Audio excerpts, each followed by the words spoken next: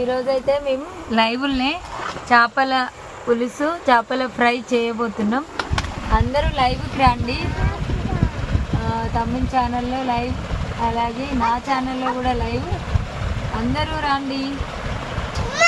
చేపల పులుసు అంటే ఇష్టమా, ఫ్రై అంటే ఇష్టమా కూడా కామెంట్ పెట్టండి. నాకైతే ఫ్రై అంటే చేపల ఫ్రై చేసుకొని తింటే ఉంటుంది. ఈరోజు సండే స్పెషల్. మా సైడ్ చేపలు ఎక్కువ దొరకవు, కానీ ఈరోజు తీసుకొచ్చినాం. చేపల ఫ్రై చేసుకోవాలి.